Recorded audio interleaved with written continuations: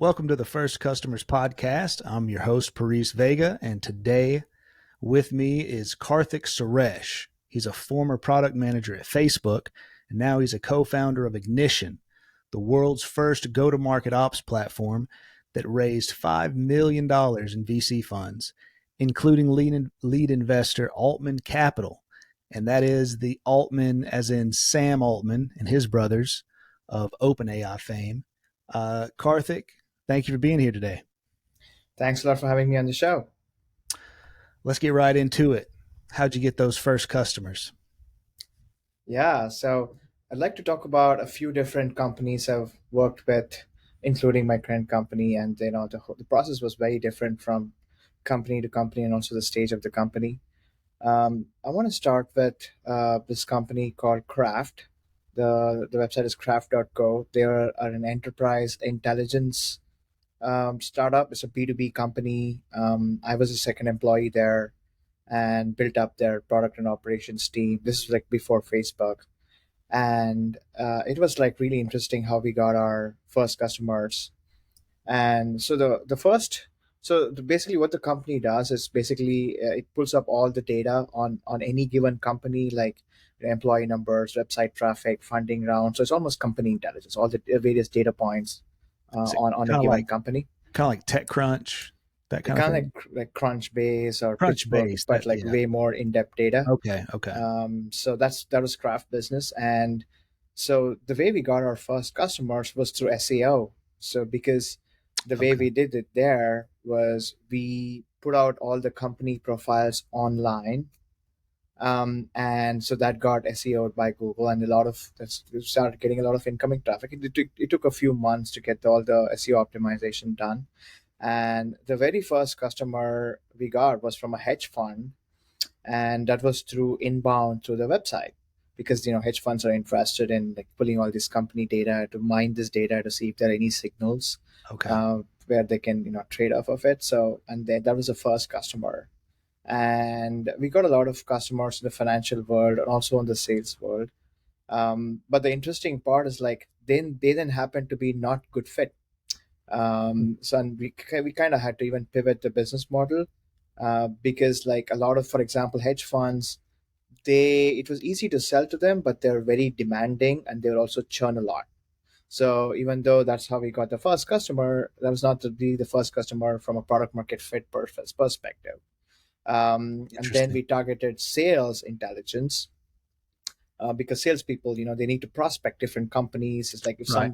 if a company hired a CDO and you're selling to CTOs, you're like, that's a great lead. You want to go talk to the CTO.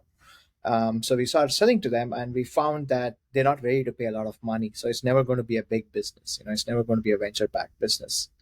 And then, luckily enough, we got one of the large defense companies inbounding through the website, and we then pivoted to being a supply chain intelligence companies. So all these suppliers, all these like large manufacturing defense companies, when they have to onboard suppliers, they have to do a lot of due diligence, right? And they didn't have any solutions to do that, other than just verifying some online records or incorporation documents or something like that. And that happened to be a huge business. And now today, Kraft is like a $150 million company. Whoa. Although, like, once we got the first customer, the way to get like the second and the third customer was not purely through SEO. It was to stand up like and the most like outbound sales team, and kind of identify the first of all, define your persona, define your ideal customer profile, which is the kind of company you target. So it was like manufacturing, defense, all of these companies who are very heavy in supply chain, like 1,000 plus Mhm. employees. So really defining that, then creating a like a sales SDR team or a BDR team to actually go after very similar leads in that space, through email automation, through or just LinkedIn inbounds and or even Okay. conferences.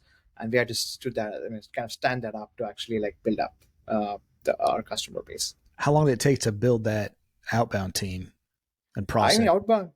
outbound team, it actually took a while, because first of all, going through, you can imagine like I was already like from the day one since the company was started to like the day we found product market fit is already 2 years, because we had to go through like hedge Wow. funds and say, okay, they're not a good fit, and go to maybe sales intel and say they're not a good fit, and then finally supply chain intel, and then we have to build a product for that because we need to customize the product to kind of appeal to that kind of segment. Wow. So and then there's very clear that there's a product market fit there because we could easily see that they were expanding and the more clients like them were closing fast, and that's when we started building out the sales team. And so it's probably took at least another year before we had like a full-fledged sales team in place. Wow. Okay. So mhm.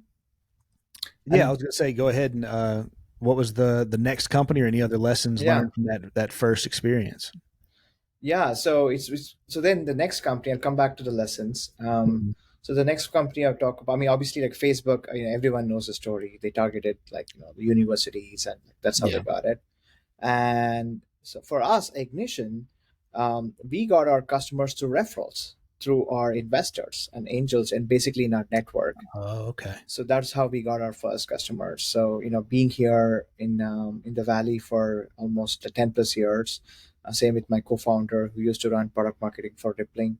We had a pretty good network of product managers and product marketers who are the core target audience for our product Ignition. Okay. And a lot of our initial customers were through referrals and word of mouth. And in fact, the very first customer who said yes was actually an investor. Like we also like targeted our potential customers to actually put in some money so they have skin in the game, so that when we have a product built out and go out to the market, then they will be the first ones to try it and give us feedback because now they have like vested interest. So that's how How did you Ignition got its first customers. Yeah. Okay, so how did you get your first investors then? Was it kind of at the same time?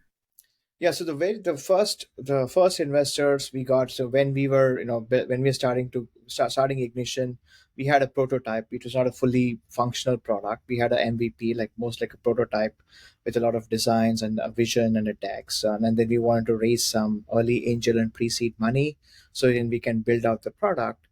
And that's when we started approaching angel networks, our own friends who were high net worth individuals, also accelerators in the valley to try and raise funds from them.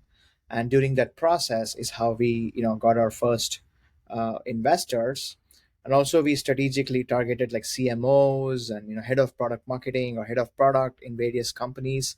Sometimes even my own boss at Facebook and his friends, and like basically like my co-founders, co-workers, and they all ended up putting like 5K, 10K checks depending on how much they wanted to invest. A lot of them actually happened to be our first customers because they were Wow. exactly the persona we were targeting. So Man, so they're paying for the service and investing in the service. it's almost like they're increasing the value of their own equity by using I the guess so. product and giving us feedback. Man, that's new. Okay, I haven't heard that situation before. That's really cool.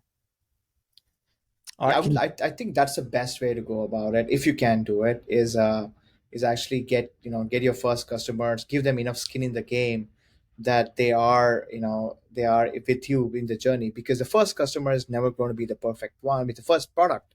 The first version of the product is never going to be the perfect one. It's going to have so many bugs if it's a software product, yeah. or so many, like, it's not going to solve all issues. So you need somebody to be with you, like a design partner. We call them, in the first five customers are like a design partners. You take them along with you in the journey. You give them a huge Okay. discount, call them beta customers, and then you treat them well, and and then once you actually your product is launched, then they get heavy discounts on multi-year contracts. But they are with you throughout the journey, spending all their valuable time and giving you feedback and sitting through all these like user research sessions. So and they are willing to do it because they have skin in the game, so they kind of Right. vested interest. So talk a little bit more about the specific tactics you used with Ignition to reach out and get those customers. You said a lot of it was through your personal network. So kind of get into the tactics of what that looked like. Yeah, um, so I think just from a previous company, Craft, Hmm. there it was purely like focus on inbound, like, and then how do we build out the inbound is to content. You put a Okay. bunch of content out there, the content get SEO'd, and you then distribute the content to various social media channels.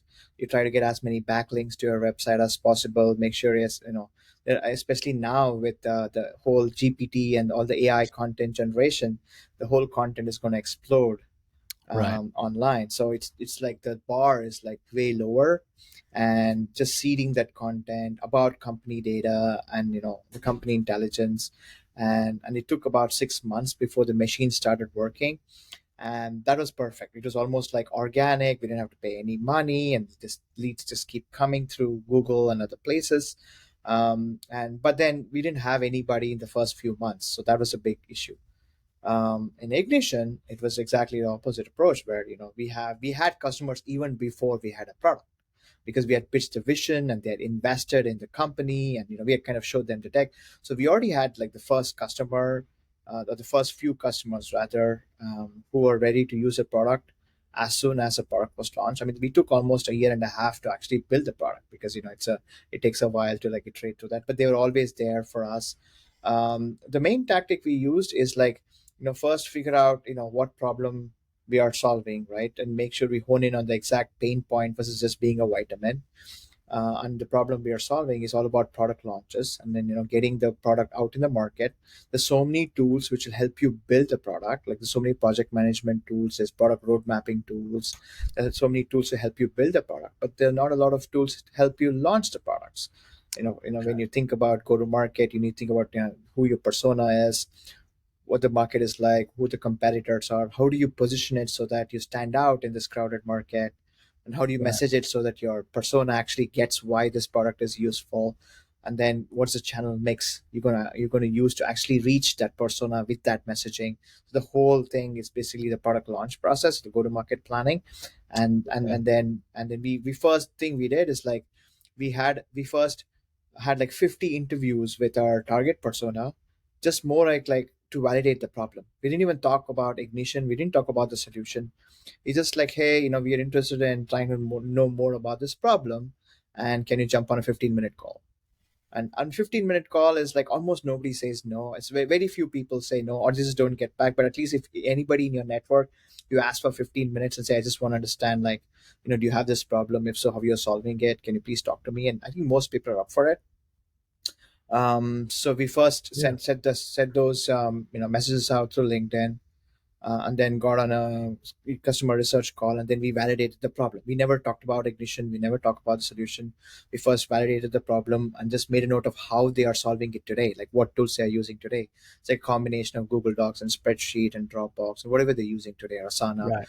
And then we then once we had like some kind of an MVP, some kind of a solution built out, then we went back to the same set of people who we had interviewed before, and say, hey, we have come up with this innovative solution which actually combines all of these different tools you're using in one place, and it can be a system of record for product launches. What do you think? Can you give us feedback? And they were more than willing to jump onto a call. And at the end of the call, we were like, by the way, we are raising some money. If you're interested, let us know. Or if you want to be an early design partner, let us know. We'll give you huge discounts. And I think at least like 1 out of 5 said yes. So Wow. that's how we got our like the first 5 customers slash investors almost in this process. Did you offer anything? Did you offer some kind of incentive for that initial 15-minute call to kind of discover their problems? Yeah, so the not for the initial 15 minutes, and that's an Okay. advantage we had because we had a lot of these product managers and product marketers in our network. Gotcha. But let's say I'm selling to CMOs or COOs, and they're not in my network, then I probably, I mean, CEO is probably harder, but let's say operations people, then I probably have to offer some kind of Amazon gift card or some incentive, like a $25 gift card or some way to like incentivize them to get on a call. I feel like Amazon gift card almost always works. I have taken calls myself. That also reached out to me, saying, hey, it's a $50 gift card. Are you willing to do a 15-20 minute call with me? I'm like, sure, yeah. So, yeah, I think you need to, yeah, if they're not in your network, then yeah, you need to figure Yeah. out a way to incentivize them. So with Ignition, it sounds like, tell me if I'm wrong here, but you're kind of helping solve the first customer problem. Yeah, that's that's a great way of putting it. That's one of the problems we solve for sure. Okay. Um, and the first customer, I'd like to define the first customer because from a craft perspective, the first customer was not Right. the ideal customer, right? So that's the first customer was actually this defense manufacturing company who then even kind of let us know that this is whole market and we should pivot and we should build this amazing product for that industry. So they are the first customer, right? Basically, it's the first customer who actually helps you figure out there's a sustainable business model here, that there's a product market fit here, and you can acquire more such customers, and you can charge them, and you can retain them. And a process of doing that is actually a whole research. It's not about the first person who just like used your product. A lot. I mean, there's a one startup I am advising. They have a lot of in this is an education place. They have a lot of people trying to use a product, but nobody wants to pay for it. They're not a customer. I'm just like, if they're not paying for it, they're not your customer, right? So it's just like, how do you actually help figure out like who's your ideal customer profile? What's your target persona? Define your persona, age, demographics, gender, industry, their jobs to be done, their frustrations, their goals, very clearly defining what the persona is, and then trying to like find, okay, where these people live. They live online, they're Reddit, Facebook. How do you target them? How do you like message it to them so they get it the whole part? That's where Ignition helps with. That's what Ignition helps with. Okay. That's what I was about to ask. Well, how do you figure that, all those little details out if you kind of have a vague idea or you're just trying to discover who your first customer, your ideal market is? Is that what Ignition can help with? Yeah, so I mean, the first, even before you come to Ignition, I mean, you need to have some idea of who your customer Okay. is, and we can help you like really fine tune and then Gotcha. really like tightly define what the persona is. And then once you figure out your product, we can figure out who your competitors are, and then figure out like how each one is positioned, so you can position yourself differently. Positioning itself is a big challenge because like especially these days, the I'm talking about software products. The barrier to build products is getting lower and lower. I mean, I've seen people just building websites from ChatGPT. Yep. So there's going to be an explosion of products out there. So how do you differentiate these products? It's by go to market. It's having a solid go to market strategy, having a solid differentiation, where people understand like what's different, why I should use you, what problem you're solving, and all of that actually leads to positioning. Like a story I can think about positioning is like I heard this from a friend, is that when Obama was running for president, apparently Obama's campaign did a word cloud of all the other candidates, like their campaigns and their messaging, and then there's like nobody in like hope or change, and they positioned Obama in that, and then rest is history, right? That's how much of Yeah. a difference it can make with the success or failure of a product. So That's really cool. All right. So, do you have any kind of affiliate program so that I can refer people to Ignition who have this problem of first customers, since that's one of the main, yeah, that's so the topic? yeah, no, we do have various affiliate programs. We partner with various marketing agencies and Okay, cool. other programs where we give discount referrals, like all kinds of programs we run. That's Okay, actually one of the major channels for us. awesome. Yeah, it sounds like I could definitely use your service directly for a couple projects I'm involved with because we're going through the process now of trying to figure out, all right, we need to narrow down the target customer, really define that, because that seems to be that winning combination of narrow down your niche as tight as possible and then talk to people in that niche to get those customers or to grow your customer base. Exactly. And the other thing I would add to that is like, is you're not just doing it for yourself, but the entire company. Like Mm, the sales team needs to know, customer success needs to know, the marketing teams to know. All of them need to be talking with the same message. Like they all have to be posting yeah. the same message, targeting the same persona, and you need to have one place where this persona is very clearly defined. And it just like streamlines the whole company operations. I've We're seen going that through in a lot this of companies. exact problem. We're going through this exact problem right now. Like Right? that Yeah. exact issue of trying to Seems say, like I got hey, you at a good time. yeah, like we've got for the agency that I'm a part of, we've talked about this how messaging like can be different on each platform depending on who's posting content or whatever, and we really need to get things in sync and consistent. and actually going the same direction. So I'm guessing that's a common problem with companies. Okay, I'm gonna have to poke around your tool here and get into the weeds with it. Can you talk about a little more about what the service can help with?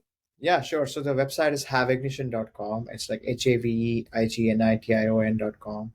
And so basically you go into the tool and you talk about, you give us some information about what product you're building, what's your budget, and we will generate like a dynamic launch template for you, like, including a persona, your channel mix, your copy and assets for those channels. We'll also come up with a project management plan for you, like a launch checklist, all the things you need to do before the launch. You can have your own custom templates, if you already have one, or we will generate that for you. And also there's different tiers. Tier one launch is huge, like the Apple, Vision Pro launch, and tier three is just a feature launch. So it really depends on different types of the different frequency and the amount of budget involved, and the number of people involved. So we can generate different launch plans for you. And then now we are actually adding an AI layer Oh with wow. GPT. So we will actually help you generate like your persona strengths and weaknesses, or your competitor strengths. We can actually even help generate talking points as to how to sell against your competitor. We soon, I think by next week, you'll have the same module available for messaging, positioning. Um, and then in a couple of weeks from now, we're going to have something called chat gtm, which is going to be a chatbot which is going to sit on top of all your launch plans. So anybody in the company can come in and say, hey, how do I talk about this product to this persona, or how do I sell against this competitor, and we will help them guide. And it is going to be in line with what's already in the platform. So it's just one place, and it's very going to be very consistent from various teams and stakeholders inside the company. Awesome. Okay, so I pulled the website up here, so anybody watching on the video can see the site. Um, That's Looks amazing. Thank you for great, man. doing that. Yeah, yeah. Give a little preview here. It's looking awesome, man. Are there any like data, like patterns or things that you can see across your customers, like maybe any tactics or any kind of insights that you're seeing that might be useful to discuss? Yeah, I think one of the things which I've seen even at Facebook or in other companies is like a lot of times when you do a launch, let's say it lives in a spreadsheet or a Google Doc, you just throw that away, and then next launch comes around, you just repeat the same mistake because there's no systematic process as to how you do this product launch. So I've seen the same mistake being repeated again and again, and the whole wheel being reinvented again and again because you don't have like one centralized place where you store all your previous launch plans, and then that's the issue number one. The issue number two is like you do a launch and you go party. Every launch is a party, right? You just go and celebrate, and then you on to the next product launch. There's not a lot of like post-launch activities like retros and like actually figuring out like in terms of product metrics, in terms of revenue metrics, in terms of leads, like what changed, how did this change, and what exactly in those launch actually moved those metrics, and having that learnings for each launch and then having those documented in one place is also Mm. like really important. Like this obviously seems like very basic stuff, but a lot of companies are not doing it, and they're leaving so Sure. much money on the table. And that's one of the things where Ignition comes in, can have be the system of record for all your product launches, and also can help with the learnings. So, who is your ideal customer right now? Right now, our ideal customer is someone who runs product marketing in software companies, or like some brand manager in a CPG company, or in other industries.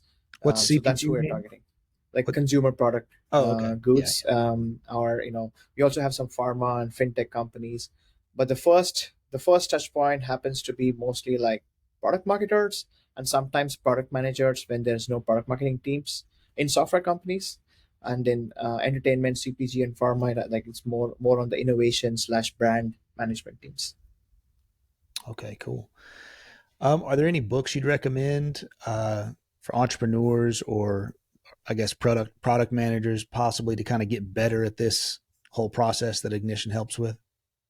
Yeah, I just recently read this book called Build. It's like an unorthodox guide to making things worth building, I guess, or worth making. by Tony Fadell, and it's amazing because he talks about various stages of the company. He talks about the days when he was like an exec at a company, and how he built Nest, and how Nest evolved when it got acquired by Google. So like how Oh, you need to think about company building at various stages, right? So different from one stage to another. And yeah, I really enjoyed reading that. So I'll ask the audience to check it out. okay, cool. We'll add a link to the show notes there, and obviously have a link to Ignition. Um, awesome. Talk really quick about maybe the Altman Capital. That's a huge name these days with OpenAI and everything getting just massive media with ChatGPT and everything, and having Sam Altman and his brothers invest in your company seems like a nice badge to slap on your website. Uh, so, talk a little bit about that. How did that come about? Yeah, we are actually very lucky because Max Altman, who's the one of the lead investors, who's the brother of Sam Altman, he happened to be a co-worker with my co-founder Oh at wow. Rippling. So my co-founder Derek, he used to run product marketing for Rippling. Rippling is the HR tech company. I think it's founded by Parker, and who also ran Zenefits before.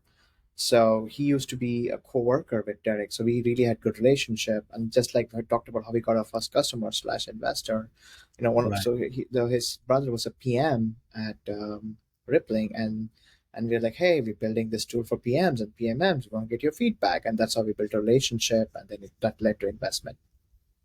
And so you said you're in the Bay Area. Yeah, I'm based in the Bay Area. Okay. Talk a little bit about that. Like how much do you think location factors into finding your customers? It depends on the product you're building, of course. But if you're building B2B SaaS, which Yeah. is what Ignition is about, then it makes a huge difference. I spent I can even go for a level further. It's not just about customers; it's also about capital. So Hmm. I spent the first 7 years in New York and then 2 years in London. I tried to start a company in London, and it's really hard for me to raise money there, because it's just like people were like, "Hey, what's your EBITDA?" I'm like, "What do you mean EBITDA? I don't have a company. I just have a deck right now." And people, it's very different thinking. It's Yeah. like you're a private equity investor. You're not a VC investor. It's so hard for me. And then I ended up in Silicon Valley, and then obviously got into Craft, which is an early stage company, and then Facebook. So building those networks, building those brands, having those brands back me up. So when I was finally ready to start a company again, it was so much more easier, not just to get the first set of customers, but obviously also the first set of investors. um, but having said that, there are other strategies to be doing that. Yeah. Like if I wasn't in the Bay Area, I would have applied to YC, got into YC or Indian Accelerator, and helped them like add that brand to me, and like so many ways of doing that. So, but yeah, Right. definitely have to be spot fortunate for that. And was Kraft also a VC backed company? Yeah, Craft was Okay. also a venture backed company. So right now they are Series B company. So when I joined them, they were pre-seed, Okay. like pretty. I was second employee pretty early, so we Gotcha. went through multiple rounds of funding. So it sounds like what I know we're going back a little bit, but with Kraft, it sounds like you're building kind of a business directory, which it seems like that's a packed market already, but we're still able to get in there and make enough of room for yourself. Can you talk to that a little bit about markets that seem saturated, but there's still opportunity? That's where your ICP comes in. That's where your positioning comes in. It's all about positioning, right? It's the same product, it's the same data, but I know so many companies. There's this company called Matamark, which is a pretty I've heard of hyped that. up company founded by and backed by A16Z, and it went Yeah, under, I think. But they're really. just pretty similar product, but they were targeting VCs, and obviously it was not a big market, and I guess they had some data issues. I don't know exactly the story, but they were selling to the wrong customer base. Hmm. And even Craft, we got lucky that we found this supply chain, intelligence kind of a sector, and now it's a big company. But if we hadn't found this customer base, and if you're still like stuck on to hedge funds or or sales or something else, we would have struggled as well. So it's not just about finding the first customer who's going to use your product. It's the first customer who's going to buy it, refer others, and then pay money and get retained again and again. And you can find more such customers, in a more of a like a free, like a weekly or a monthly basis, right? So it all comes back to your ICP, which is your ideal customer profile. Speaking of your ICP, your ideal customer profile, let's wrap up the show by you imagining we have 1,000 people who are in your ICP listening right now. What's that pitch where you sell them on your service, talk about their pain points or whatever it is? I'll let you take it from there. Yeah, this is great. So I think that the first issue is like companies are leaving a ton of money on the table by not investing in go to market. Like distribution right now is at least as important as a product, if not more. And with the advent of AI, the cost of creating new products is going to be so much lower. So the only differentiating factor is going to be your messaging, your positioning, and your own go to market strategy. And Ignition is the world's first and the only tool who can help you build a solid go to market strategy and a go to market plan and plan your product launches. So please check out Ignition. Awesome. Well, Karthik, thank you so much for being here today. Everybody go check out haveignition.com, and we'll see everybody on the next episode. Thanks for having me on the show. Yeah, excited. Yeah.